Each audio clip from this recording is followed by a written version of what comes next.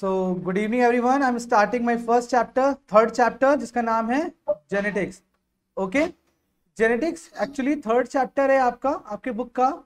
और इसकी शुरुआत के लिए कुछ टॉपिक्स आपको पता होना चाहिए, जो मैं आपको थोड़ा सा आप पे हाईलाइट दिखाऊंगा। इससे आपके क्वेश्चंस 1 मार्क्स में भी आते हैं आपके एग्जाम्स में, और एक क्वेश्चन आपका यहाँ पे 5 मार्क्स में भी आता है। तो इन दोनों बेसिस पे भी आपको पढ़ना इस चैप्टर को है, और उसको मैं आपको यहाँ से बताऊंगा कैसा क्वेश्चन, कौन सा क्वेश्चन आता है। जैसे मैंने आपको सेल साइकिल चैप्टर में बताया कैसा डायग्राम बेस्ड क्वेश्चन आता है, वैसे इससे भी कैसे क्वेश्चन आएगा वो भी बताऊंगा आपका। जो लास्ट ईयर का सेशन था आपका 2019 वाला, 2019-20 वाला, इसमें एक चैप्टर आपका वहां से रिमूव कर दिया गया था। इस सेशन ये चैप्टर होगा, तो अभी तक के जो चीजें हैं हमारी किस तरीके से चलेंगी वो मैं आपको एक प्रोग्रेसिव वे में शुरू करता हूँ।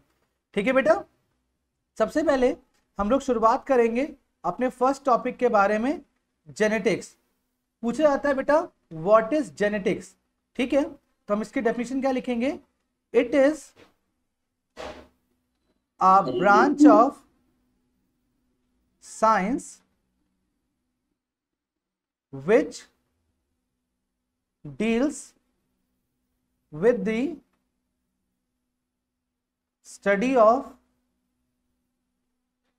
transmission of characters from one generation to another। Means क्या हुआ कि जेनेटिक्स एक साइंस की ब्रांच है, it is a branch of science जो क्या डील करती है? Study of transmission of character from one generation to another generation. Understood बेटा? This is only branch of science. Clear? ये साइंस की एक ब्रांच है केवल, जो डील करती है, जो स्टडी करते हैं, जिसमें हम लोग क्या, transmission of character from one generation to another generation. Clear बेटा? Yes sir. Okay, next word आता है बेटा, नेक्स्ट पार्ट आता है आपका हेरेडिटी और इनहेरिटेंस। ओके, हेरिडिटी और इनहेरिटेंस, तो ये क्या है बेटा? It is the process of transmission of character from parent to progeny।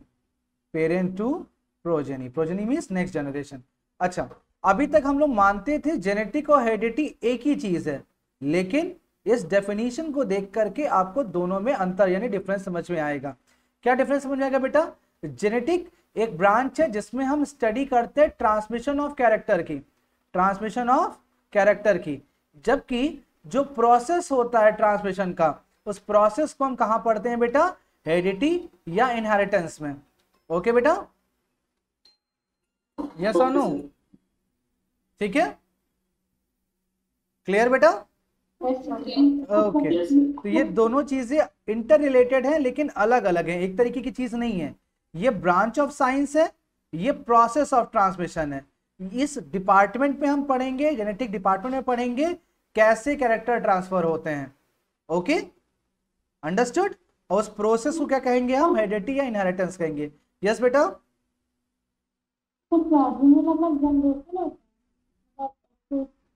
बेटा your voice is not clear absolutely. Progeny means next generation।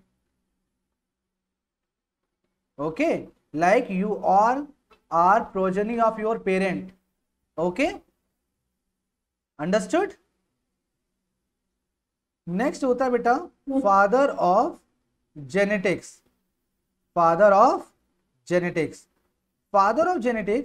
कौन थे?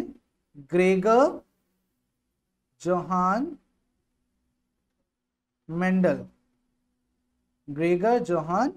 मेंडल।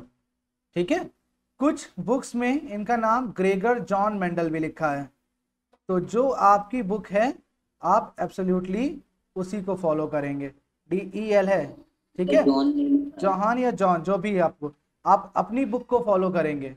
ठीक है, तो ग्रेगर जोहान मेंडल है, ग्रेगर जॉन मेंडल। कुछ नहीं समझ में आ रहा तो शॉर्ट में आप लिख सकते हैं G.J.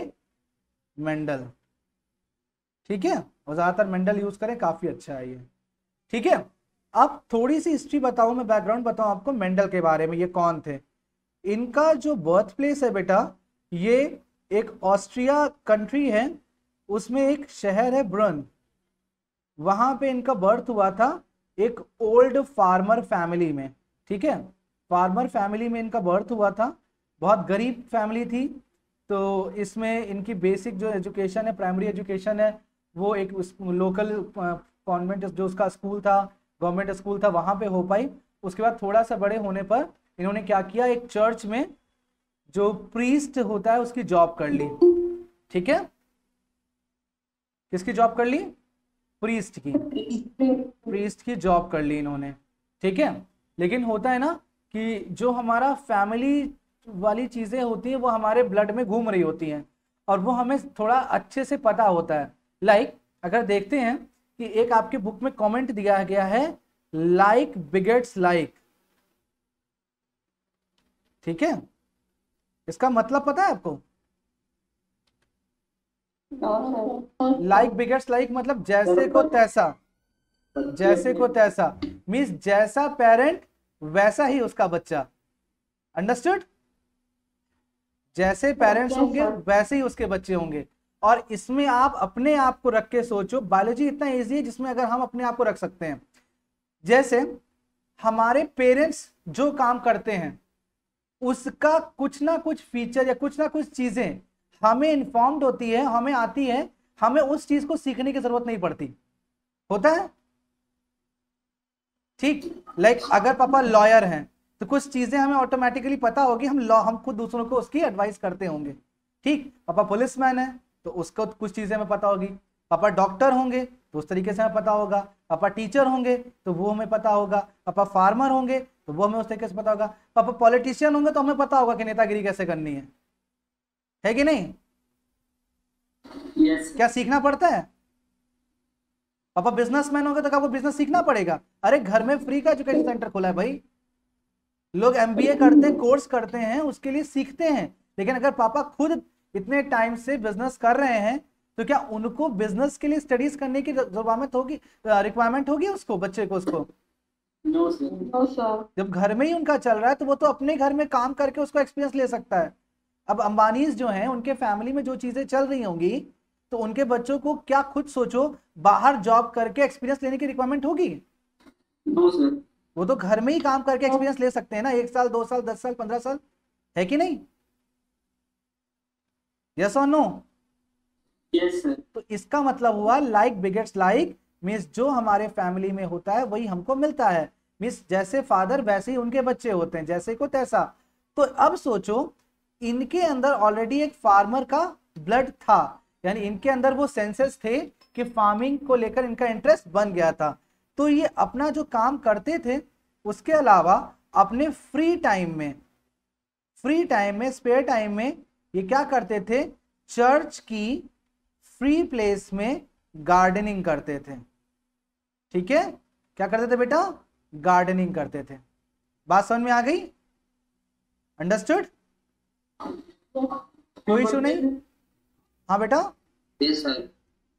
ये फ्री टाइम पे क्या करते थे, गार्डनिंग करते सर थे, क्यों करते थे? क्यों करते थे अरे सर? सर खाली बैठे क्या करें, समय कुछ तो करना है ना, फ्री टाइम में क्या करेंगे, ओके सर. ठीक है, तो फ्री टाइम में करते थे, ठीक है।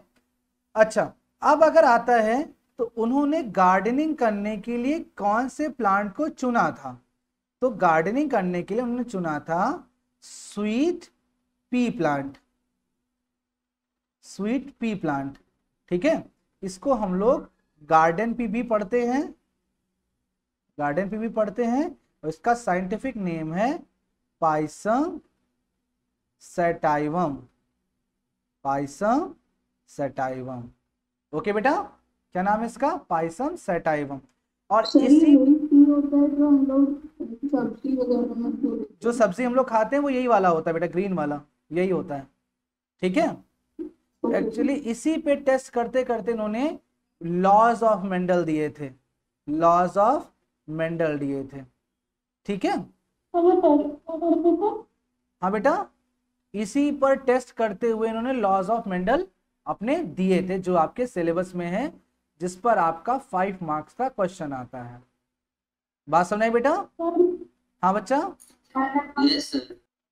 अब यहां पर एक क्वेश्चन आता है बेटा, जो मेनली सीबीएसई का क्वेश्चन है, लेकिन आपको भी ये चीज पता होना चाहिए। पहला question, why Mendel has selected pea plant. पहला क्वेश्चन, इसी प्लांट को एक्सपेरिमेंट करने के लिए क्यों चुना, पहला क्वेश्चन। और दूसरा question, reason behind Mendel success. जैसे आप देखते होंगे कि आप अगर बहुत अच्छा करते हो, आप टॉप कर जाते हो अपना स्टेट, अपना डिस्ट्रिक्ट, हो सकता है आप बोर्ड टॉपर बनो, तो आपके पास रिपोर्टर्स आते हैं, तो पूछते हैं ना कि आपने क्या ऐसा किया, आपके सक्सेस होने के पीछे क्या रीजन था। ठीक है, तो ये पूछा जाता है बेटा, ये क्वेश्चन है, तो आपको पता होना चाहिए कि why Mendel has selected garden pea plant. तो इसके पीछे 3 रीजंस थे, 3 रीजन थे। पहला, P plant has short life span. एक छोटी सी लाइफ स्पैन होती है, 3 महीने में इसकी जो क्रॉप होती है, सीड से प्लांट और प्लांट से नई जनरेशन पैदा करने लायक हो जाती है। मतलब 1 साल के अंदर इसकी 2 या 3 जनरेशन आराम से आप स्टडी कर सकते हो। ठीक है, 2 to 3 जनरेशन। ओके, इसलिए अगर मान लो कोई ऐसा प्लांट चुनते हैं जिनकी लाइफ स्पैन बड़ी होती, मान लो मैंगो चुनते, या सपोज करो बैनियन ट्री चुनते हैं, तो बैनियन ट्री की लाइफ स्पैन कितनी होती है, 300 ईयर्स की, तो 300 साल तक के उसका इंतजार करना पड़ता है कि नहीं। या मैंगो प्लांट की करते, तो मैंगो प्लांट को अपना बेबी देने में 5 साल लगते हैं, होता है कि नहीं होता।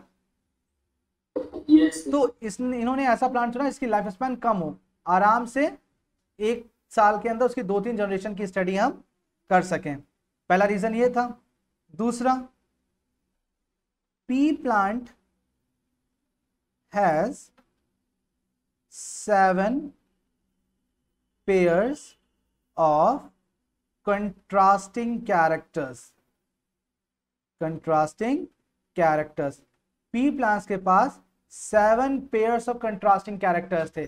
कैरेक्टर जैसे मान लीजिए हाइट हो गया उसका, फ्लावर पोजीशन हो गया उसका, फ्लावर कलर हो गया उसका, सीड कलर हो गया उसका, सीड शेप हो गया उसका, तो ये कैरेक्टर्स थे। और कैसे होते हैं, 7 पेयर कंट्रास्टिंग कैरेक्टर थे। मतलब कोई पी प्लांट टॉल था, कोई पी प्लांट डॉफ था, कोई पी प्लांट के पास रेड फ्लावर था, कोई पी प्लांट के पास व्हाइट फ्लावर था। तो 7 पेयर्स ऑफ कंट्रास्टिंग कैरेक्टर थे। मतलब जब आप टेस्ट कर रहे हो तो आपके पास अलग अलग लेवल आ रही हैं। जैसे आप जब कोई टेस्ट या गेम खेलते हो, तो गेम में सोचो अगर उस गेम में लेवल्स ना बनाई जाएं और बार बार सेम ही चीज आपको खेलने को मिले, तो आप कितने बार उस गेम को खेल सकते हो, बोर हो जाओगे, ऑब्वियस सी बात है। लेकिन अगर उसी में अलग अलग लेवल, अलग अलग फीचर्स डाल दिए जाए तो इंटरेस्ट आएगा आपका। तो इंटरेस्टिंग बनाने के लिए उन्होंने इस प्लान को चुना कि इसमें 7 पेयर्स ऑफ कंट्रास्टिंग कैरेक्टर थे, कि एक बार उसकी हाइट को लेके क्रॉस कर लिया, एक बार उसके कलर को लेके क्रॉस कर लिया, एक बार उसकी पोजीशन को लेके क्रॉस कर लिया, एक बार उसके सीड को लेके क्रॉस कर लिया। तो इस तरीके से वो टेस्ट करते थे और उनको सारे फीचर्स मिलते चले जाते थे। बात समझ में आई बेटा? Yes sir. ठीक है, आरोही क्या कह रहे हैं बेटा? सर कुछ नहीं। समझ में आया, कोई दिक्कत नहीं? यस सर, समझ आ गया। Okay, the last point is, जो पी प्लांट था बेटा,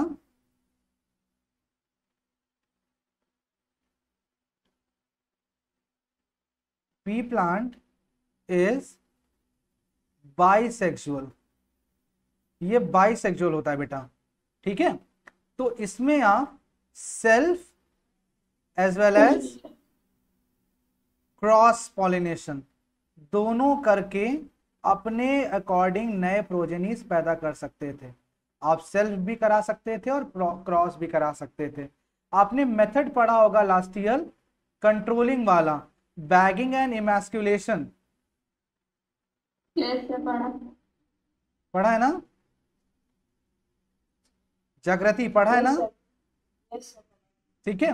बैगिंग क्या होता है बेटा? बैगिंग में सपोज करो आपका एक फ्लावर है, इसके पास यहां पे लगा है इसका ये स्टेमन वाला, सॉरी ओवरी वाला पोर्शन, ठीक है, और यहाँ पे लगा है इसके स्टेमन यानी एंड्रो आपका एंथर वाला पार्ट। अगर आपने इसको ऐसे कवर कर दिया बैग से, तो क्या इसको बताओ बाहर से कोई पॉलन ग्रेन मिलेंगे? This will only adapt for what? Self pollination. और इसी जगह पर अगर इसका मेल पार्ट रिमूव कर दिया जाए, मेल पार्ट रिमूव, ठीक है, इमेच्योर जब वो मेच्योर नहीं था तभी उसका हटा दिया गया, तो ये फ्लावर जो होगा वो किस पर डिपेंड हो जाएगा?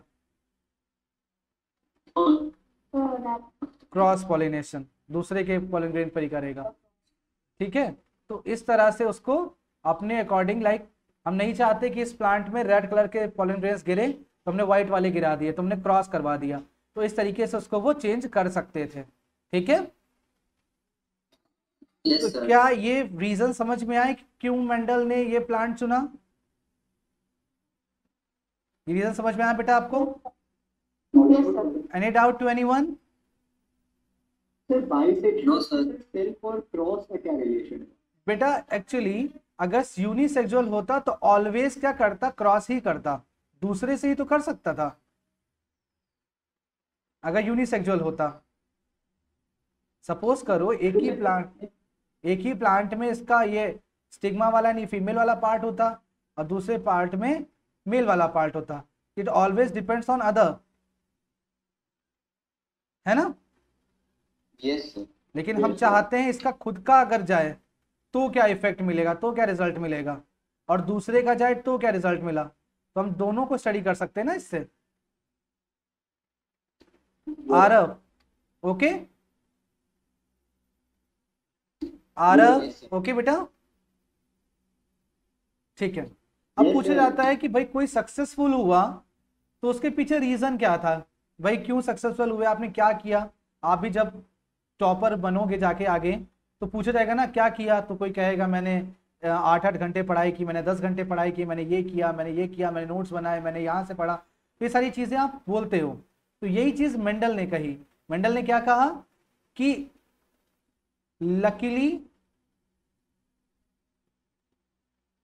सेलेक्ट अ गुड प्लांट, एक अच्छा प्लांट चुना जिसमें इनके सारे ये रीजन सक्सेसफुल हो सकते थे, पहला रीजन, ओके अंडरस्टूड। भाई ये भी तो उनके लिए एक लक था, अच्छा फैक्टर था ना, कि नहीं? Yes sir. ठीक है। दूसरा रिटन रिकॉर्ड्स रखा फॉर ऑल जनरेशन, ये जनरेशन वाइज स्टडी कर रहे थे, 10 15 20 जनरेशन तक स्टडी कर रहे थे। हर जनरेशन का जो रिजल्ट आता था वो लिखते थे कि इसका इससे क्रॉस कराया मैंने, ए का बी से क्रॉस कराया, सी आया, सी का एफ से क्रॉस कराया, आंसर जेड आया। तो ये इसको लिखते थे, इसका रिटर्न रिकॉर्ड करते थे, ठीक है, जिससे इनका डेटा क्या था? श्योर था, ठीक है, अंडरस्टूड। भाई आपको क्या याद है? Yes, sir. आपको Yes, क्या sir. याद होगा कि आज से 15 जनरेशन पहले आपके फैमिली में कौन सा स्पेशल फीचर था? हाइट को लेके, कलर को लेकर के, कोई भी, लेकिन उनके पास था ये चीज। समझ में आया? Yes sir. ओके। और दूसरा नेवर इंटरमिक्स्ड फीचर, कभी भी इंटरमिक्सिंग नहीं करी फीचर की, मतलब एक साथ 2-2 4-4 कैरेक्टर लेके नहीं पढ़ा, ठीक है। जितना वो एस्टिमेट कर सकते थे उतना ही, जितना वो लिख सकते थे, समझ सकते थे, उतना ही फीचर लेके वो पढ़ते थे। मान लो एक पी प्लांट में 7 कैरेक्टर्स होंगे, लेकिन अगर वो पढ़ाई है, अगर वो स्टडी कर रहे हैं हाइट को लेकर के, तो उनके माइंड में केवल हाइट आएगा और कुछ नहीं आएगा, अंडरस्टूड। वो एक ही चीज पर फोकस थे, सारी चीज को एक साथ स्टडी नहीं करते थे। मतलब हर एक्सपेरिमेंट, हर फीचर उन्होंने अलग अलग करा, हाइट को लेके अलग करा, कलर को लेके अलग करा, पोजीशन को लेके अलग करा। समझ में आया? Yes sir. बात समझ में आई? कभी भी इंटरमिक्सिंग ऑफ कैरेक्टर नहीं करी। तो इससे हमें बहुत अच्छी इंफॉर्मेशन मिलती है, हम अपने शेड्यूल को क्या करें, कभी भी इंटरमिक्स ना करें। अब एक्चुअली जो हम आगे पढ़ेंगे उसमें हमारे पास जो क्वेश्चन इंपॉर्टेंट है इस चैप्टर से वो है मेंडल्स लॉ। ठीक है, क्योंकि क्वेश्चन इसी पर आता है, मेंडल्स लॉ। कितने मार्क्स का क्वेश्चन आता है? 5 मार्क्स का। लेकिन पढ़ने कितने लॉ हैं? 3 लॉज पढ़ने हैं। ठीक है, कौन कौन से लॉज हैं? Law of dominance, law of segregation, law of independent sort. Yes बेटा, इंडिपेंडेंट असॉर्टमेंट। तो ये 3 एक्चुअली लॉज है इसके। अब ये लॉज आपको केवल पढ़ लीजिए, आपको इस चैप्टर से 5 मार्क्स मिल जाएंगे। लेकिन बेटा जानते हो इसमें बहुत सारे इंटरनल टर्मिनोलॉजी है, इंटरनल टर्म्स हैं। जब तक आप वो टर्म्स नहीं समझोगे तब तक ये लॉज आपको याद नहीं होंगे, आप सिर्फ रट्टा मारोगे। समझ में आया? तो आपका इसका इंटरनल टर्म सीखना बहुत जरूरी है। बात समझ आई बेटा? ठीक है, तो इसको सीखने के लिए हम सबसे पहले पढ़ेंगे Mendelian yes terminology. Mendelian terminology, जो मेंडल ने टर्म्स यूज किए इस चैप्टर में, इस कॉन्सेप्ट में। ठीक है, पढ़ना सिर्फ इसका है। ये कितने देर का ड्यूरेशन है आपका पढ़ने के लिए? आपको सिर्फ 15 मिनट्स का। मतलब इसको पढ़ लो, आपके बोर्ड्स में 5 मार्क्स पक्के हैं। लेकिन इसको सीखने के लिए हमें ये सीखना पड़ेगा। बात समझ में आ गई? ठीक है, यस सर। ओके। शुरू करते हैं हम लोग अपने पहले कॉन्सेप्ट से, जिसका नाम है क्रोमोसोम। क्रोमोसोम ये फर्स्ट टर्म है जो मेंडल ने यूज किया था। एक्चुअली क्रोमोसोम का टर्म मेंडल के सामने नहीं आया था, तो मेंडल इसको कहते थे फैक्टर। ओके, मेंडल क्या वर्ड यूज करते थे इसके लिए? फैक्टर यूज करते थे। ठीक है बेटा, क्या टर्म यूज करते थे? फैक्टर यूज करते थे। ठीक है, आप जानते हो इसको कि chromosome are condense form of, chromatin fibre. Yes बेटा, क्रोमैटिन फाइबर। फाइबर ठीक है, chromatin fibre which carry gene. क्या कैरी करता है बेटा? ये जीन कैरी करता है। ठीक है, जीन क्या है बेटा? नेक्स्ट टर्म आता है आपका gene. Sir unit of heredity. Yes बेटा, इट इज हेरिडिटिकल यूनिट है। ये एक हेरिडिटिकल यूनिट है। ठीक है, कहते हैं जीन एग्जिस्ट करता है कहाँ? क्रोमोसोम के ऊपर, और यही क्रोमोसोम ट्रांसफर होते हैं पेरेंट्स टू प्रोजेनी। ठीक है, पेरेंट्स टू कहाँ पे बेटा ट्रांसफर होते हैं? प्रोजेनी पर ट्रांसफर होते हैं। कहते हैं ह्यूमन का अगर एग्जाम्पल लिया जाए तो वी आर हैविंग 46 और 23 pairs of chromosome.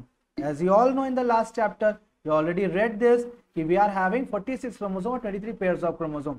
और इन टोटल क्रोमोसोम की स्टडी की जाए तो अब तक हम लोग के अंदर 30,000 जीन माना जाता है एग्जिस्ट करते हैं। इन 23 पेयर्स ऑफ क्रोमोसोम पे कितने टोटल जीन एग्जिस्ट करते हैं? लगभग 30,000, और इनमें से लगभग 19,000 जीन अब तक स्टडी हो चुके हैं, स्टडीड टिल नाउ। ठीक है, अब तक स्टडी कर चुके हैं, अब तक पहचाने जा चुके हैं, यानी पता है कि इनके वजह से कौन सा कैरेक्टर आपके अंदर ओरिजिनेट करेगा। ठीक है, इतनी कैरेक्टर स्टडी किए जा चुके हैं अब तक के। हो सकता है इससे ज्यादा भी हो, लेकिन माना जाता है लगभग इतने हैं। ठीक है, समझ में आया? आपके बुक Yes, में sir. एक चार्ट बना होगा, Yes, sir. आप देखते होगे, इसको कैरियोटाइप कहते हैं, जिसमें आप फर्स्ट पेयर क्रोमोसोम से लेकर के लास्ट एक्स वाई क्रोमोसोम तक के आप देखते होगे बना होगा। ठीक है, तो इसमें अगर कहते हैं मैक्सिमम नंबर ऑफ जीन कहाँ होते हैं, मैक्सिमम नंबर ऑफ जीन जो होता है आपका फर्स्ट क्रोमोसोम पे होता है, क्रोमोसोम पे होता है। अप्रोक्सीमेटली 2648 जीन, इतना होता है लगभग फर्स्ट क्रोमोसोम पे मैक्सिमम नंबर ऑफ जीन। सबसे ज्यादा जीन कहाँ पे होते हैं बेटा? फर्स्ट क्रोमोसोम पे। और सबसे कम लीस्ट कहाँ पे होते हैं बेटा? सबसे कम होते हैं वाई क्रोमोसोम पे, वाई क्रोमोसोम पे अप्रोक्सीमेटली 241 जीन। ठीक है, समझे? मतलब first chromosome, second chromosome, third chromosome, fourth chromosome, 5 chromosome, ऐसे करते करते करते करते तो 22 यानी 44 क्रोमोसोम आएंगे। ये तो बॉय गर्ल में सिमिलर होंगे। ठीक है, जो 44 क्रोमोसोम तक आएगा वो तो बॉय गर्ल में सिमिलर होगा ना, यस और नो? Yes, sir. ठीक है, Yes, sir. इसके बाद जो एक्स क्रोमोसोम आएगा ये भी बॉय गर्ल में सिमिलर होगा, यस और नो? Yes, sir. ठीक है, लेकिन जो लास्ट पेयर आएगा बॉय में वाई, गर्ल में एक्स, ये डिफरेंस हो जाएगा। Yes, sir. इसका डिफरेंस होता है, तो वाई वाले क्रोमोसोम पे सबसे कम जीन होते हैं कितने? 241। अंडरस्टूड बेटा? बात समझ में आई Yes, बेटा? sir. Any doubt to anyone? No, sir. ठीक है, कहते हैं डीएनए पर, जो डीएनए होता है उस पर उसके पूरे सेट को एक वर्ड दिया जाता है, जीन के पूरे सेट को जीनोम वर्ड दिया जाता है। तो कहते हैं इंटायर सेट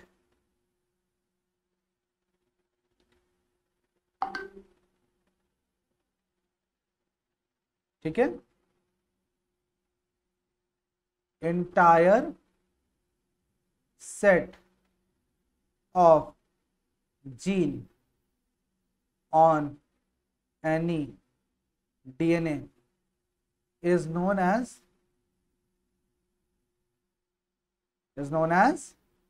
genome.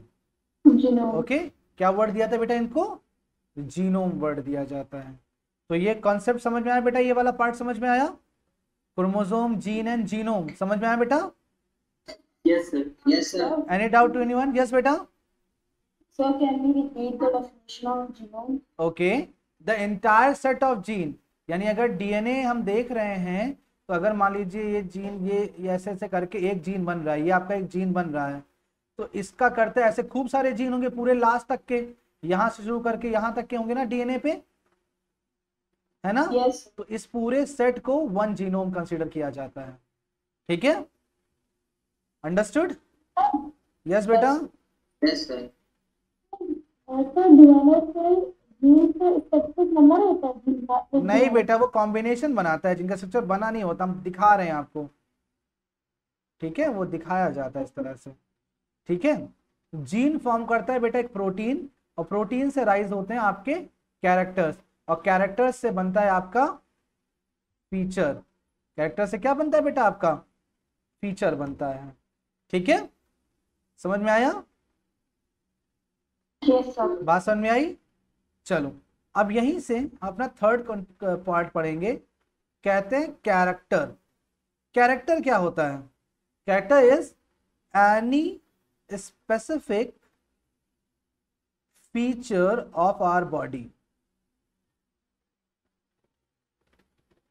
इसको हम कहते हैं कैरेक्टर। लाइक हाइट हो गई, स्किन कलर हो गया, हेयर कलर हो गया, हेयर स्टाइल हो गया, किसी का स्ट्रेट है किसी का कर्ली है, तो ये सारे चीज को क्या कहते हैं बेटा? आपका कैरेक्टर, आपका फीचर। बात समझ में आ गई? Yes, sir. बात समझ में आ गई? ठीक है, ओके। कैरेक्टर के बाद आता है बेटा trait. Trait, all forms of character, इसको बोलते हैं हम लोग ट्रेट्स। लाइक मान लीजिए आपने हाइट लिया, हाइट एक कैरेक्टर है बेटा ना, तो इससे कितने ट्रेड्स हो सकते हैं? टॉल हो सकता है, मीडियम हो सकता है, शॉर्ट हो सकता है ना? Yes sir. ठीक है, तो इसको क्या Yes, बोलते sir. हैं बेटा? ट्रेट बोलते हैं। ठीक है, ठीक है, बात समझ में आई बेटा? सर फिर से बता दीजिए ट्रेट एक बार। बेटा मान लीजिए आपने कैरेक्टर लिया हेयर कलर का, हेयर स्टाइल का, तो हेयर स्टाइल में दो बन सकते हैं ट्रेट, या तो स्ट्रेट होंगे आपके हेयर या तो कर्ली होंगे। ठीक है, आपकी बुक पे एग्जांपल दिया टंग पर, तो टंग का दो ट्रेट बन सकता है, एक रोलिंग एक नॉन रोलिंग। रोलिंग और नॉन रोलिंग कर सकते हो? Yes sir. करके Yes, देख, sir. कभी ट्राई किया है ऐसे करके? यस करके देखो जरा, कितने लोग की हो रही, कितने की नहीं हो रही? नहीं होती सर। नहीं होती। तो अब सोचो यहाँ पे प्रेजेंट इतने लोगों में ये ट्रेट है कि नहीं है? Yes sir. है कि नहीं? नहीं। तो कुछ लोगों में है, कुछ में नहीं है ना? मतलब कुछ लोग में टंग रोल कर सकती, किसी में नहीं कर सकती है। बात समझ में आ गई? बात समझ में आई बेटा? कोई दिक्कत? No sir. Any doubt to anyone? No sir. No, okay sir.